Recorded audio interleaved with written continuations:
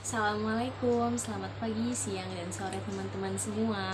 Sebelumnya perkenalkan, nama saya Sinta Pemata. Saya di sini sebagai mahasiswa Sosiologi Fakultas Ilmu Sosial Universitas Negeri Jakarta. Nah, saat ini saya sedang menjalani kehidupan mahasiswa semester 4.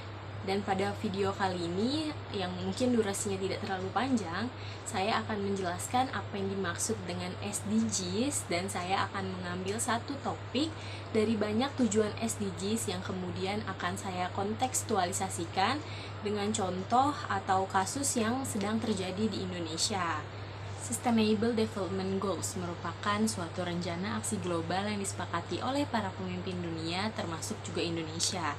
Nah, tujuan pembangunan berkelanjutan atau SDGs ini adalah untuk menjaga peningkatan kesejahteraan ekonomi masyarakat secara berkesinambungan, menjaga keberlangsungan kehidupan sosial masyarakat, menjaga kualitas lingkungan hidup serta pembangunan yang inklusif, dan terlaksananya tata kelola yang mampu menjaga peningkatan kualitas kehidupan dari satu generasi ke generasi berikutnya.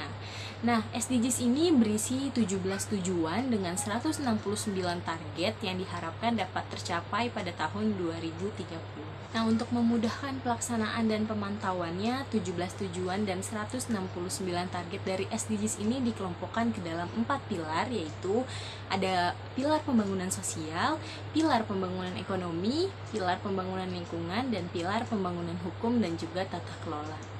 17 tujuan tersebut diantaranya pertama menghapus kemiskinan, yang kedua mengakhiri kelaparan, yang ketiga kesehatan yang baik dan juga kesejahteraan, yang keempat pendidikan bermutu, yang kelima kesetaraan gender, yang keenam akses air bersih dan juga sanitasi, yang ketujuh energi bersih dan terjangkau, yang kedelapan pekerjaan yang layak dan pertumbuhan ekonomi, yang kesembilan infrastruktur industri dan juga inovasi, yang kesepuluh mengurangi ketimpangan, yang kesebelas kota dan komunitas yang berkelanjutan, yang ke-12 konsumsi dan produksi yang bertanggung jawab, yang ke-13 penanganan perubahan iklim, yang ke-14 menjaga ekosistem laut, yang ke-15 menjaga ekosistem darat, yang ke-16 perdamaian, keadilan dan kelembagaan yang kuat, dan yang terakhir yang ke-17 adalah kemitraan untuk mencapai tujuan.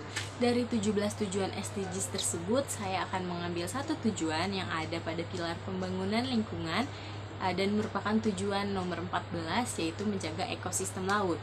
Nah, maksud dari menjaga ekosistem laut di sini adalah melestarikan dan memanfaatkan secara berkelanjutan sumber daya kelautan dan juga samudra untuk pembangunan yang berkelanjutan. Nah, berdasarkan data yang diperoleh dari SDGs.Bappenas, lebih dari 3 miliar orang menggantungkan mata pencarian pada laut dan keanekaragaman hayati di pantai. Tetapi saat ini kita dapat mengetahui bahwa 30% simpanan ikan dunia mengalami eksploitasi berlebih, jauh di bawah level di mana mereka bisa memproduksi hasil yang berkelanjutan. Tidak hanya ekosistem laut di Indonesia, namun dunia saat ini sedang sakit. Pencemaran sampah plastik dan juga limbah menjadi faktor utama rusaknya ekosistem laut. Yang pertama di sini adalah kondisi kesehatan terumbu karang yang baik memiliki manfaat bagi biota yang hidup di dalamnya, serta manfaat ekonomi bagi masyarakat pesisir.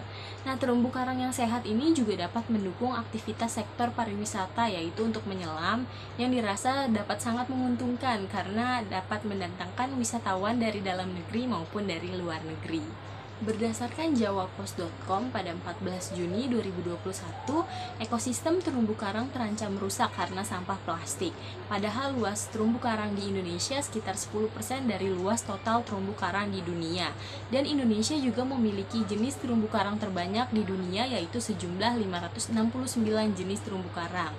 Nah, kerusakan terumbu karang tersebut merupakan ancaman serius. Menurut Sekretaris Kementerian Koordinator Bidang Kemaritiman dan juga Investasi, Agung Kuswandono, untuk memperbaiki terumbu karang yang terdegradasi, tidak hanya dengan menanam terumbu karang kembali, tetapi juga dengan memperbaiki lingkungan hidupnya.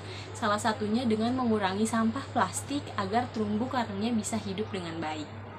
Tidak hanya terumbu karang yang merupakan ekosistem laut, tetapi masih ada juga hewan laut yang juga terancam punah karena sampah plastik. Nah, berdasarkan laporan dari International Coastal Cleanup, jumlah sampah yang memasuki lautan setiap tahunnya terus bertambah. Dan Amerika Serikat ini merupakan negara pertama yang menyumbang sampah terbanyak di dunia berdasarkan data yang diperoleh dari kompas.com pada 27 Desember tahun 2021. Nah, ini merupakan sampah yang terlihat memasuki laut, belum lagi sampah yang memang sudah ada dari tahun-tahun sebelumnya. Di antara semua penghuni lautan, ada beberapa hewan yang paling sering terkena dampaknya, terutama sampah plastik yang membutuhkan waktu lama untuk terurai. Yang pertama itu ada penyu laut, lalu yang kedua ada anjing dan juga singa laut, ada burung-burung laut, ada ikan pari, dan masih banyak yang lainnya. Nah, hewan laut ini biasanya tersangkut dalam sampah plastik atau memakan sampah plastik dan juga berenang bersama sampah plastik. Tidak jarang sampah plastik ini yang menyebabkan matinya hewan laut. Dengan rusaknya ekosistem laut dan juga terbunuhnya hewan-hewan laut, maka kita sebagai manusia yang memiliki akal harus dapat mengurangi penggunaan plastik sekali pakai dong. Nah, sebagai gantinya ini kita dapat menggunakan wadah dengan bahan yang lebih cepat terurai dan juga mudah didaur ulang. Meningkatkan teknologi penangkapan limbah akan menghentikan plastik masuk saluran air. Sementara membendung pembuangan plastik langsung ke laut itu juga sendiri tetap menjadi prioritas. Polusi plastik merupakan permasalahan panjang dan harus segera diatasi. Kode merah untuk plastik di lautan dan juga pembersihan sampah plastik tidak dapat menjamin dapat menyelamatkan lautan. Namun, kita dapat memaksa diri untuk memulai dari hal-hal kecil yang dapat membantu meningkatkan keberlangsungan ekosistem laut ini. Nah, baru-baru ini terdapat boy group asal Korea Selatan yang membantu membuat iklan bersama Samsung untuk mengurangi sampah plastik dan membantu kehidupan ekosistem laut. Nah, boy group ini adalah BTS yang saat ini sedang mendunia dan banyak remaja yang terinspirasi dengan mereka.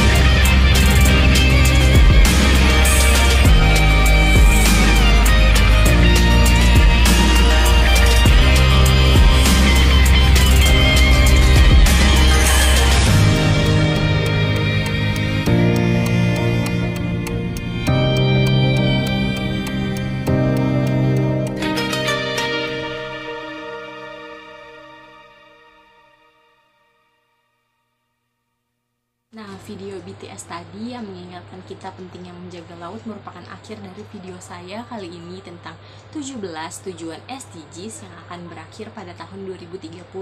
Semoga apa yang saya sampaikan dapat bermanfaat. Wassalamualaikum warahmatullahi wabarakatuh. See you.